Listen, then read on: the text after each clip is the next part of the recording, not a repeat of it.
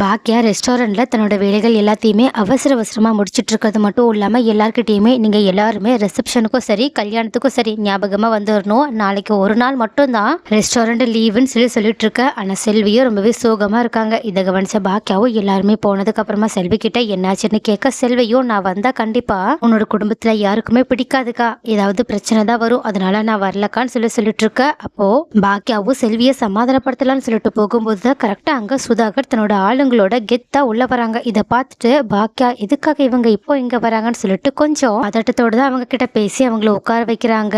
சுதாகருமே அவங்களோட favourite dish எல்லாத்தையுமே சாப்பிட்டு முடிச்சுட்டு, சரி நான் இப்போ விஷயத்துக்கு வரேன்னு சொல்லிட்டு அவங்களோட சொந்தக்காரங்க அவங்களோட வீட்டுல இருக்கவங்கன்னு சொல்லிட்டு எல்லாருமே தகுதியில எங்களை விட ரொம்பவே கம்மியா இருக்க உங்க கூட சம்பந்தத்தை நாங்க பண்றத பத்தி ரொம்பவே அரசல் பரிசலா பேசிட்டு இருக்காங்க. அதனாலதான் நம்ம ரெண்டு பேரோட தராசை நேர் பண்ணலான்றதுக்காக நான் இங்க வந்திருக்கேன்னு சொல்ல பாக்கியாவோ என்ன விஷயம் என்ன வேணும் உங்களுக்குன்னு கேட்க, உடனே வரதட்சணையா அப்படியே சொல்லாம சொல்லி சுதாகர் பேசாம இந்த ஹோட்டல்ல மட்டும் நீங்க இனியாவோட பேர்ல எழுதி வச்சிருங்க, அவ்வளவுதான், நீங்க மத்தபடி இனியாவுக்காக வேற எந்த விஷயமும் பண்ண தேவையில்லைன்னு சொல்லிட்டு அப்படியே அந்த ஹோட்டலை அபகரிக்கிற மாதிரி பேச ஆரம்பிக்க. ஆனா பாக்கியாவும் உறுதியா என்னால கண்டிப்பா இந்த ஹோட்டலை என் பொண்ணுக்காக கூட உங்ககிட்டயோ இல்ல யாருக்கிட்டயுமே விட்டு தரவே முடியாது, ஏன்னா இந்த ஹோட்டலை நம்பி நிறைய பேர் இருக்காங்கன்னு சொல்லிட்டு எவ்வளவோ சொல்லி பாக்குறாங்க. ஆனா சுதாகரும் பாக்கியா என்ன ஒத்துக்கவே மாட்டேங்கிறாங்கன்னு சொல்லிட்டு அவங்கள சமாதானப்படுத்துறதுக்காக, இங்க பாருங்க இந்த ஹோட்டல்ல ஒன்றும் நாங்க ஃபுல்லா டேக் ஓவர் பண்ணிக்க போறது கிடையாது, நீங்க இந்த ஹோட்டலோட பேரை மட்டும் தான் மாத்துற மாதிரி இருக்கும், அது மட்டும் இல்லாம உங்களோட மெனுவில் சில பல ஐட்டமா சேர்க்கிற மாதிரி இருக்கும், வேற